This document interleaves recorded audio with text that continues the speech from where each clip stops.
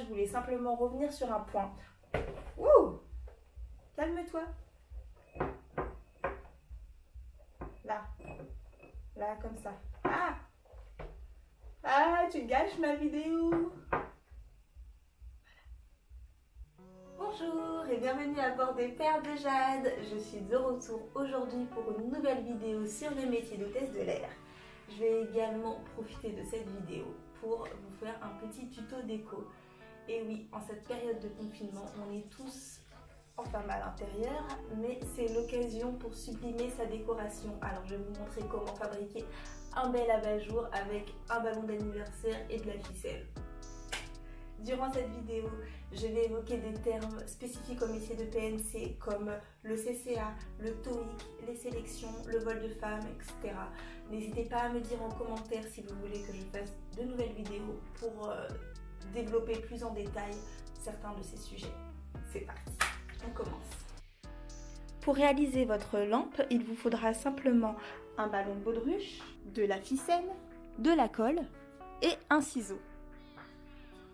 Alors en fait, j'ai réalisé que j'en suis maintenant à ma 4e vidéo sur cette chaîne YouTube, mais que je ne me suis pas encore présentée. Donc je m'appelle Jade, les Perles de Jade, j'ai 26 ans, je suis en couple et je suis hôtesse de l'air.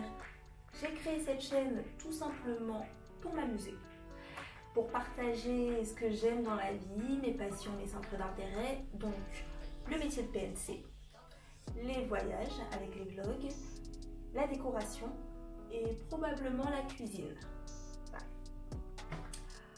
On va commencer par gonfler le ballon.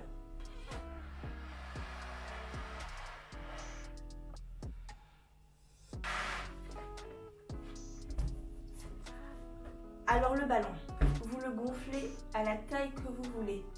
Moi, je veux faire un gros ballon parce que j'ai envie de faire un gros abat-jour, vous savez, pour accrocher à la lampe au plafond dans mon couloir. Mais vous pouvez très bien prendre un petit ballon et mettre une bougie à l'intérieur, une bougie électrique pour pas que ça prenne feu, ou un ballon de taille moyenne, mettre des guirlandes, enfin ce que vous voulez. Vous faites la taille que vous voulez et vous mettez la lumière que vous voulez à l'intérieur. Amusez-vous. Moi je vais le faire gros parce que dans l'idée de ma décoration et comme c'est au plafond, j'ai envie qu'il soit suffisamment gros, mais après c'est comme vous voulez.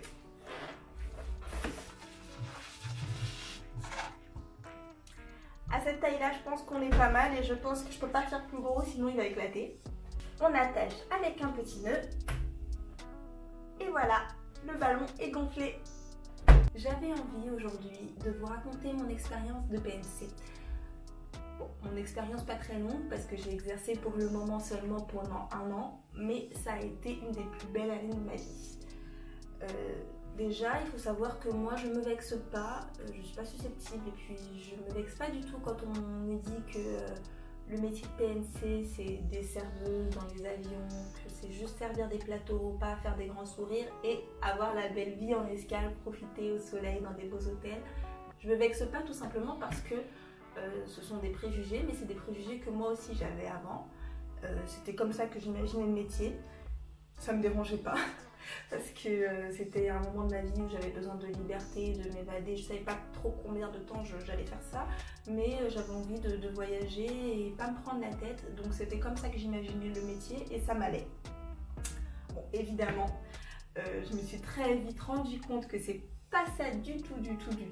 J'avais complètement faux. L'idée que j'avais de ce métier et la réalité, c'était pas du tout ça. Alors déjà pendant la formation CCA, j'ai vite compris qu'il y avait une quantité importante d'informations à connaître quand tu veux être PNC. Que ce soit au niveau des connaissances, des procédures, parce qu'il y a énormément de procédures, on a un livre comme ça sur les procédures. Procédures d'urgence en cas d'évacuation par exemple. Il faut également avoir des connaissances de l'avion, des avions de la compagnie, savoir où se trouve quoi, surtout le matériel de sécurité. Il y a aussi besoin d'énormément de compétences physiques parce qu'il faut être en mesure de pouvoir éteindre un feu en moins de 6 secondes. Il faut être en mesure de pouvoir extraire un passager, par exemple inconscient, de son siège pour pouvoir lui faire un massage cardiaque. Enfin, c'est un métier hyper complet. Le service à bord, c'est important, le commercial, mais en fait c'est limite secondaire, tertiaire, quatertiaire, je sais pas c'est quoi le mot, mais c'est une petite partie de ce qu'est le métier de PNC. En gros, voilà. Donc remontons 2 ans en arrière, en 2018. En 2018, j'ai décidé de faire PNC, donc j'ai passé mon CCA, mon TOEIC, j'ai postulé dans plusieurs compagnies. Je ne vais pas citer le nom des compagnies parce que je ne sais pas si c'est autorisé ou pas. J'ai été convoquée, j'ai passé des sélections pour 3 compagnies françaises. J'ai réussi 2 sélections et finalement j'ai choisi la compagnie pour laquelle j'ai exercé. J'ai donc commencé en octobre 2018 un contrat d'une durée de 13 mois pour cette compagnie, un contrat d'alternance de CQP, contrat de qualification professionnelle, donc avec quelques semaines de stage de cours à l'école et le reste du temps en vol. En vol, j'étais quand même PNC réglementaire, voilà, il n'y avait pas de distinction avec les titulaires, mais il y avait des moments où, dans l'année où on avait par groupe des cours. Mon contrat s'est terminé en novembre 2019, donc ensuite je suis un petit peu partie en vacances avec mon chéri, avec mes copines. Et à partir du mois de janvier, j'ai décidé de me remettre sérieusement dans le bain pour retrouver une nouvelle compagnie, même si j'espérais être rappelée par la première compagnie parce que j'ai passé une année, comme je l'ai dit, géniale, donc j'aurais dû continuer, mais bon, au cas où, j'ai commencé à me préparer pour d'autres sélections. Donc j'ai repassé mon TOEIC, j'ai repassé ma visite médicale également qui avait expiré. Et j'ai commencé à postuler et puis d'un coup, le corona a anéanti toutes mes recherches et nous voilà en quarantaine. Et pour l'instant, pas de recrutement possible vu que pas d'avion en ce moment qui vole.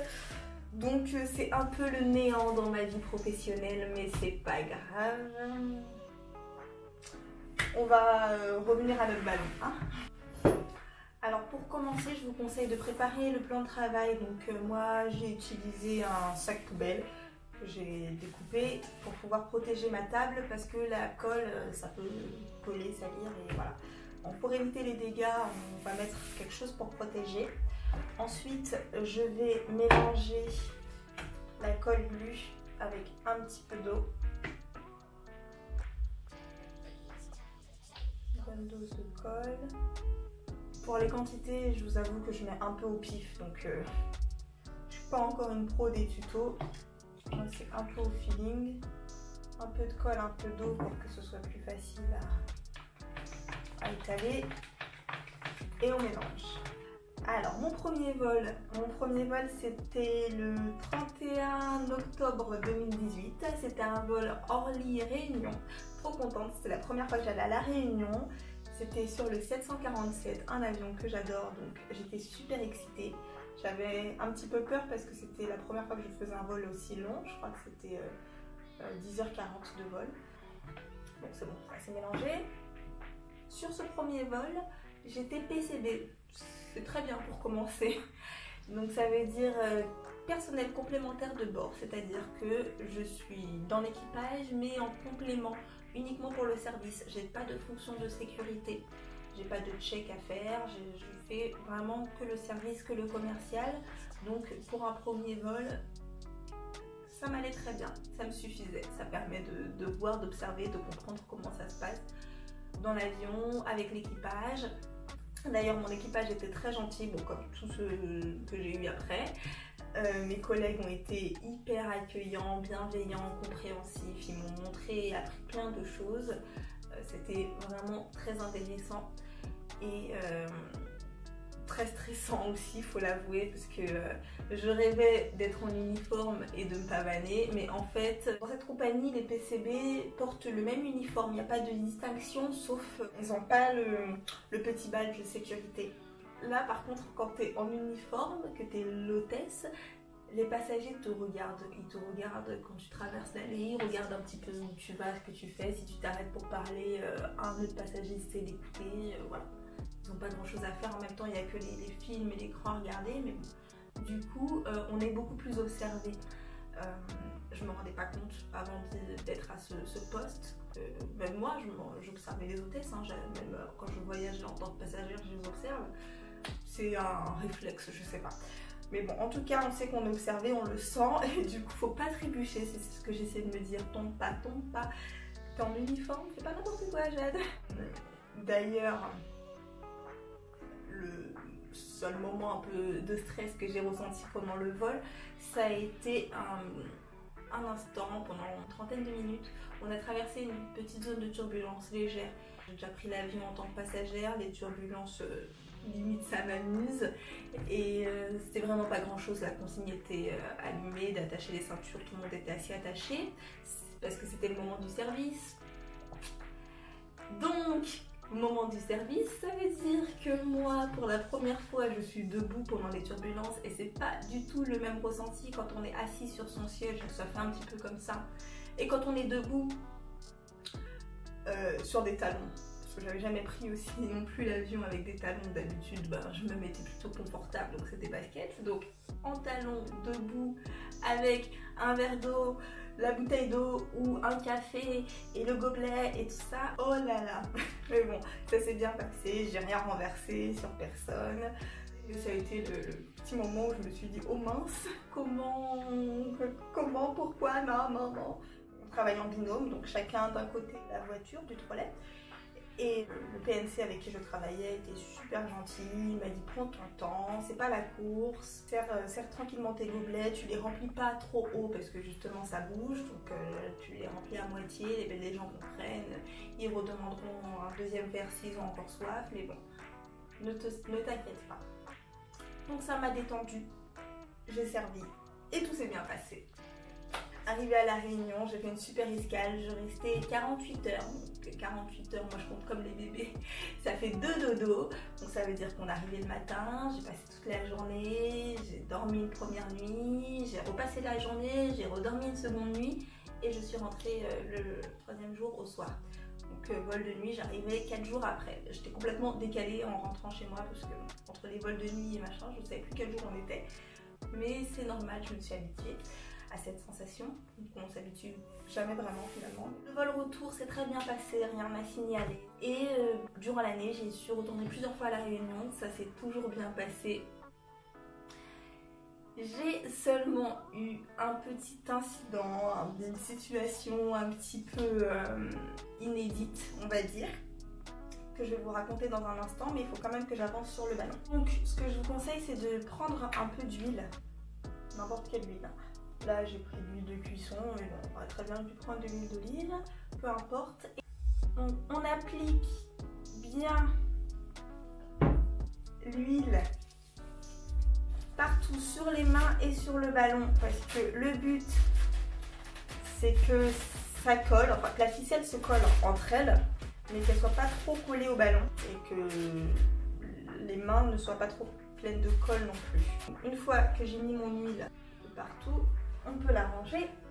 Alors ensuite, ça va être plus simple si je suis debout. Je vais venir dérouler ma ficelle un petit peu, tremper dans la colle, les 30 premiers centimètres bien dans la colle. Et ensuite, je vais me servir du petit nœud là, de la petite queue. Je vais enrouler ma ficelle autour. Et vous voyez, le fait d'avoir mis de l'huile sur mes mains, ça fait que même si je manipule la ficelle avec la colle, je ne suis pas collée, je ne suis pas pleine de colle. Donc j'ai fait mon petit tour autour du nœud. Et ensuite, il s'agit de faire passer la ficelle tout autour du ballon. On va faire un premier tour comme ça. Donc, je la refais partir par exemple dans ce sens. Ensuite, tac, je vais la faire passer par là, par exemple.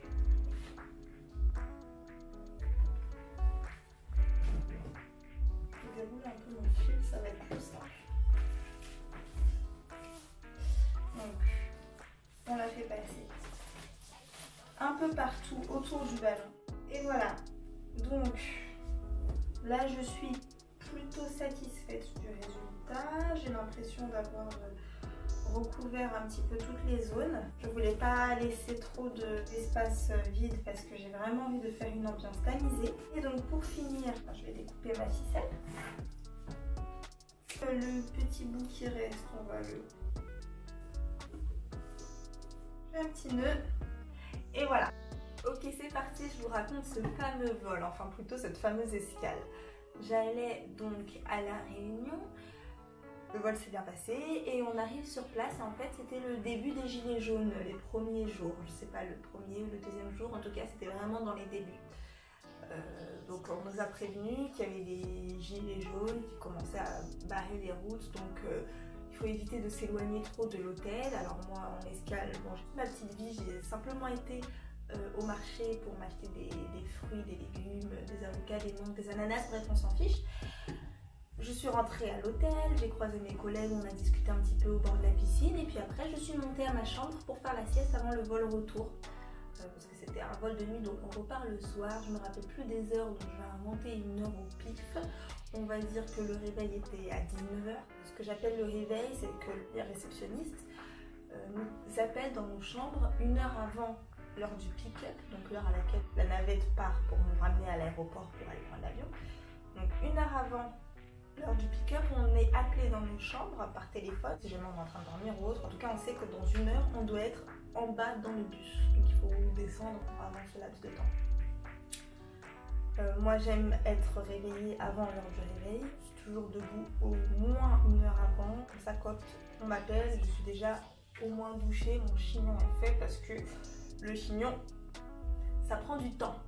Donc, je remonte à ma chambre à 15h, me mets un réveil dans 2 heures en me disant qu'on va m'appeler à 19h, donc je vais me réveiller à 17h, comme ça je me lève tranquillement, je fais mes affaires, je range tout et je suis prête pour quand on m'appelle. Je m'endors, sereine, tranquille, et là, 30 minutes après, donc quand j'entre dans la phase de sommeil profond, vous voyez, le téléphone sonne, téléphone de la chambre. À moitié dans le coltard, je décroche, allô? Monsieur au téléphone me dit c'est le réveil. Donc je regarde l'heure, je vois 15h30, je sais que c'est 19h. Je lui dis non, vous vous êtes trompé, désolé, je suis en train de dormir et le réveil est à 19h. Il me dit oui, mais là on a reçu une information, on vous avance l'heure du réveil en raison des gilets jaunes parce qu'on a peur que vous soyez bloqué sur la route, ça commence à devenir chaud donc vous partez maintenant. Dans une heure la navette part, il faut que vous soyez prête. Je regarde autour de moi, je vois ma chambre en bordel parce que je suis bordélique. Je vois ma chambre en bordel avec mes avocats par là, mes ananas par là, mes habits dépliés. Je suis pas encore douchée, j'ai pas fait mon chignon, enfin rien ne va et j'ai besoin d'au moins 2 heures pour faire ça. Il me dit que j'ai 40 minutes. Dans ma panique, j'ai dit partez sans moi, je pourrais pas. Et j'ai raccroché. Je me suis dit ça doit être une erreur, je sais pas, je me recouche, ça rappelle. Et il me dit non mais madame, faut vous préparer, etc. Donc là je comprends que c'est sérieux. La panique, pendant une minute, je crie dans mon oreiller et puis voilà, je fonce, bref. J'abrège, là je rentre trop dans les détails, mais tout ça pour dire que j'ai été précipitée. On a dû aller à l'avion en catastrophe pour pouvoir rentrer à Paris sans problème parce qu'après ça, les jours suivants, ça a été très compliqué. Après que je sois rentrée, ma compagnie a mis en place un système de navettes avec des hélicoptères. Donc c'est des hélicoptères qui venaient chercher les équipages à l'aéroport, sur la piste, et qui les amènent à l'hôtel. Trop cool, donc moi je suis sur les stories Instagram, Snapchat et tout. Tous mes collègues qui s'éclatent, qui font de l'hélico et tout. Je sais que j'ai un vol Réunion le mois d'après, peut-être 3 semaines après, je sais plus. Donc j'ai trop hâte de faire de l'hélicoptère. Et continuer les gilets jaunes, continuer, il faut que j'aille faire de l'hélico, j'en ai jamais fait, c'est mon rêve. La veille de mon vol, c'était une copine à moi, une collègue avec qui je m'entends bien, qui était à La Réunion, donc qui me ramenait l'avion avec lequel je repartais. Elle me dit qu'elle a fait l'hélico, je vois ses photos, je suis trop contente. Sur le vol, je suis trop excitée. La chef de cabine a dit qu'elle est stressée, qu'elle ne veut pas faire de l'hélicoptère. Moi, je suis à fond et tout. Bref, on arrive, on se pose. Je suis à fond pour aller faire de l'hélico. Et là, on nous dit que ça y est, la situation s'est calmée, la police a amis de l'ordre, je sais pas exactement. Bref, plus d'hélicoptère, voilà, on a pris le bus comme d'habitude et je suis rentrée à l'hôtel.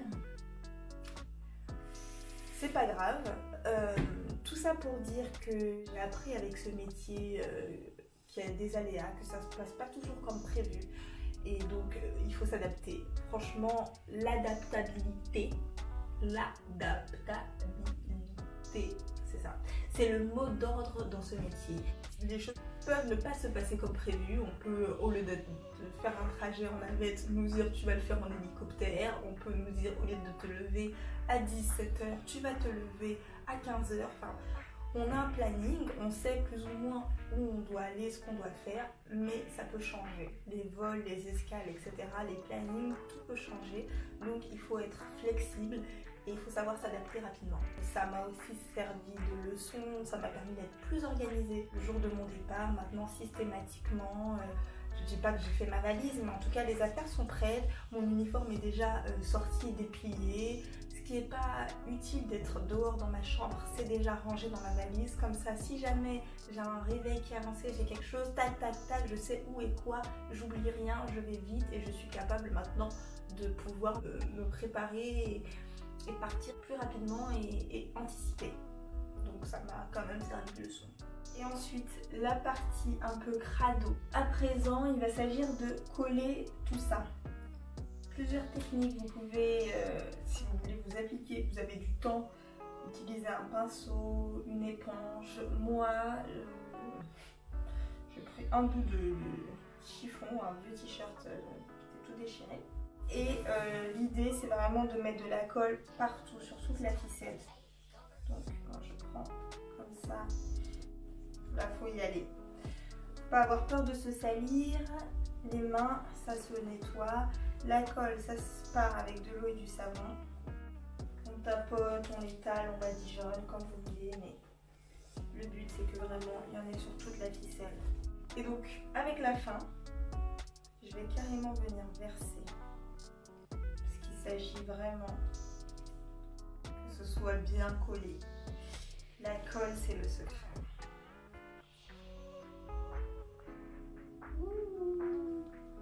Vous comprenez pourquoi j'avais dit qu'il faut protéger la table.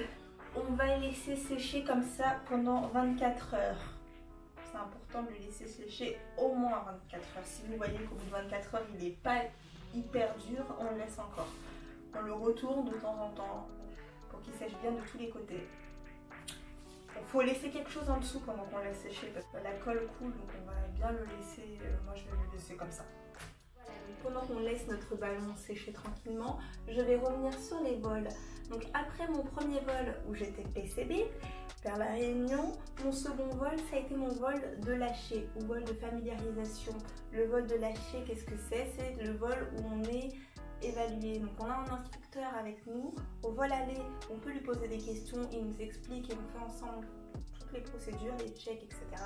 Et au vol retour, on est tout seul. L'instructeur nous observe, nous note, nous évalue et à la fin, si tout s'est bien passé, nous remet le badge sécurité. Je rentre pas plus que ça dans le détail sur ce vol parce que je compte faire, si ça vous intéresse, une vidéo spécialement sur le thème du vol de lâcher parce que je pense que c'est intéressant. Ce que je peux vous dire sur ce vol par contre, c'était que c'était un vol Orly-Pointe-à-Pitre. Alors j'étais ravie d'aller à Pointe-à-Pitre parce que je suis originaire de la Guadeloupe. C'est toujours un plaisir pour moi d'y aller et avec ce métier, cette compagnie, j'ai eu la chance de pouvoir y aller de nombreuses fois pendant l'année. Et même si on n'y reste pas très longtemps, moi ça me va. Dès que je suis en Guadeloupe, je suis contente. J'ai eu la chance avec ce métier de découvrir des pays. J'ai été notamment en Afrique, à Abidjan, à Dakar. J'ai été à La Réunion, à l'île Maurice, à Montréal. Où est-ce que j'ai été? J'en oublie. En Martinique. Voilà. Je sais plus. En tout cas, j'ai fait plein de pays. Trop sympa. Je ne résumerai pas cette année au voyage. Je pense vraiment qu'en un an, j'ai appris beaucoup de choses. Déjà, j'ai pris confiance en moi. J'ai pris de l'assurance parce que savoir faire preuve parfois d'autorité, quand il s'agit de sécurité, d'aller attacher sa ceinture parce qu'on est en turbulence, parce qu'on va atterrir ou parce qu'on va décoller ou autre. Moi, petite Jade de 25 ans à l'époque, face à 50 personnes, à des hommes, des femmes, plus âgés, plus jeunes, peu importe, savoir dire à toute une rangée de gens qui me regardent, moi toute seule, dire ok, maintenant on s'assoit, on s'attache, il faut savoir être directif. Avant de faire ce métier, j'avais jamais eu l'occasion je vais pas dire, j'aime pas le terme donner des ordres, mais c'est un petit peu ça, parce que quand il s'agit de sécurité, il n'y a pas le choix. Quand il faut s'attacher, il faut s'attacher. J'ai appris à prendre confiance en moi à ce niveau-là, à m'adresser à des personnes plus âgées que moi, toujours respectueusement, mais à leur faire entendre ma position parce que je suis l'autorité à bord. Après la confiance en moi, je dirais que j'ai pris en organisation et en ponctualité. Après l'adaptabilité, le mot d'ordre de ce métier, c'est la ponctualité. On ne peut pas se permettre d'être en retard. Et en plus de ne pas être en retard, il faut être en avance et anticiper. Comme l'événement que je vous ai raconté avec les gilets jaunes où mon réveil a été avancé de 4 heures, il faut s'adapter, aller vite et du coup être organisé. Donc j'ai pris en confiance et en assurance, en ponctualité et en organisation. Je dirais aussi l'ouverture d'esprit parce que c'est la capacité aussi à travailler avec des nouvelles personnes à chaque vol. Et des fois même entre le vol aller et le vol retour, l'équipage peut changer. Donc il faut très vite s'adapter, faire connaissance, etc. Et puis surtout pouvoir travailler ensemble en équipe. Parce que c'est un équipage et on travaille en équipe. On refaire connaissance avec des personnes, donc on apprend à découvrir des nouvelles personnes, on revoit d'anciennes personnes, ça fait toujours plaisir. Mais du coup, j'ai été amenée à rencontrer des gens de vraiment tous les univers. On peut très bien ne pas habiter à Paris, c'est pas parce que j'étais basée à Paris, à Orly, que j'habite à Orly, j'habite à Montpellier. J'ai des collègues qui habitent à l'autre bout de la France ou parfois même dans d'autres pays, parce que tout est possible dans ce métier. Je suis amenée à rencontrer des personnes qui vont avoir 10, 20, 30 ans de plus que moi dans le métier, donc ils vont énormément m'apporter. Sans ce métier, je pense pas que je les aurais forcément rencontrés. Donc c'est vrai qu'on rencontre des gens de partout, de tout type d'âge, de culture, etc. Que ce soit les collègues, les passagers, les personnes qu'on va rencontrer en hôtel, les personnels des hôtels. Peu importe, en tout cas j'ai fait énormément de rencontres, donc forcément c'est enrichissant. Évidemment, c'était la raison principale pour laquelle j'ai démarré dans ce métier. J'ai voyagé, j'ai pu découvrir plein de pays, plein d'endroits magnifiques, c'était super et j'espère que c'est pas terminé. Je compte bien recommencer à travailler un jour, je sais pas quand, mais je suis sûre que je retournerai dans les avions. Je remettrai un uniforme, peu importe lequel, mais c'est pas terminé parce que cette année m'a confirmé que ce métier est fait pour moi, que je l'adore et c'est devenu une passion. Et nous revoilà, me voilà de retour avec mon ballon 24 heures plus tard. Enfin non, je dis des bêtises, pas 24 heures parce que j'ai laissé sécher le ballon sur le balcon, sauf qu'il a plu. Donc il n'a pas pu bien sécher, j'ai dû le laisser une nuit de plus, donc en fait ça fait 48 heures. Et là, il est bien sec, bien solide, prêt à être transformé en jolie lampe. Mais avant ça, je voulais simplement revenir sur un point. Parce que c'est vrai que j'ai commencé ma vidéo de manière un peu pessimiste concernant le coronavirus, en disant que ma situation professionnelle en ce moment était bloquée, j'ai utilisé le terme néant, je crois. Donc bon, c'est vrai, c'est la vérité. On est en ce moment dans une situation, dans une crise sanitaire avec le coronavirus. Nous sommes tous confinés et de ce fait, on ne peut pas postuler dans les compagnies, passer des sélections, aller travailler. On ne peut rien y faire. Mais ce qu'on peut faire à la maison, déjà, c'est garder espoir. C'est pas toujours facile, je suis d'accord. Mais j'essaie de garder le sourire, de m'occuper comme je peux, de faire des activités à la maison, du sport, de la cuisine, du bricolage. Voilà. Et puis surtout, se préparer pour le retour à la vie normale et pour la reprise de l'activité des sélections. Donc, essayer de se tenir prêt le plus possible. En révisant son anglais, son TOEIC, si par exemple vous avez besoin de passer le TOEIC, ou en révisant ses procédures de sécurité, son CCA, enfin peu importe. C'est le moment aussi peut-être d'apprendre une nouvelle langue, parce que dans ce métier les langues c'est toujours important, donc profitez de ce temps libre peut-être pour vous lancer avec plein d'applications possibles pour apprendre une nouvelle langue. En tout cas se tenir prêt pour qu'au moment où la situation s'améliorera parce qu'il y aura forcément un moment où ça va s'améliorer et où la vie va reprendre son cours. Il n'y a pas le choix, ça doit se passer comme ça. Donc, se tenir prêt pour la reprise. En tout cas, moi, je serai prête. Et je suis aussi prête pour le ballon. Alors, je vais me mettre debout, ce sera plus simple. On va essayer de chercher un endroit où le percer. Et je vais venir péter le ballon. 1, 2, 3. Hop! Et voilà. Ça a été très rapide. Ensuite, avec mon ciseau, je vais venir découper en fonction de la taille dont j'ai besoin. Ça dépend de ce que vous voulez faire passer. Moi, je vais faire un cercle à peu près de cette taille-là. Donc, on va simplement découper la ficelle.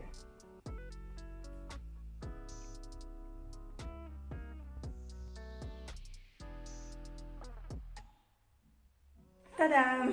Alors voici le résultat. J'ai glissé une petite bougie à l'intérieur pour que vous ayez une idée. Mais bien évidemment, ça rend beaucoup mieux le soir. Là, j'ai la lumière du jour qui gâche un petit peu l'effet parce que l'idée, c'est d'avoir les rayons de lumière qui s'échappent un petit peu par tous les trous. Comme j'ai dit, vous pouvez très bien mettre une guirlande. Moi, je vais l'accrocher comme ceci vers le plafond. Je vous montre ça tout de suite. Et voilà le résultat de nuit. C'est encore plus joli avec les reflets au plafond. Et voilà, c'est la fin de cette vidéo. Merci d'avoir regardé jusqu'au bout. N'hésitez pas à me laisser un commentaire pour me dire si ça vous a plu, ce que vous en avez pensé, ce que vous pensez de ce format moitié tuto déco, moitié métier de PNC. Et bien sûr, si vous avez essayé de réaliser des petites boules de lumière, envoyez-moi les photos, ça me ferait super plaisir. Amusez-vous, vous pouvez utiliser de la ficelle de couleur, vous pouvez également utiliser de la laine, coller des plumes, des paillettes, ce que vous voulez. Faites toutes les tailles que vous voulez. Et bon confinement, je ne sais pas si on peut dire ça. Pensez à vous abonner si ce n'est pas encore fait. Vous pouvez aussi me retrouver sur Instagram, Perle de Jade. Je vous fais de gros bisous jusqu'à la prochaine vidéo.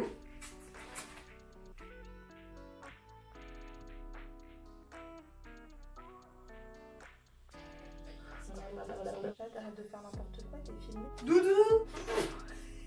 Doudou. C'est parti. Voilà, c'est la fin de la vidéo. Voilà. Non. Pourquoi j'ai dit ça?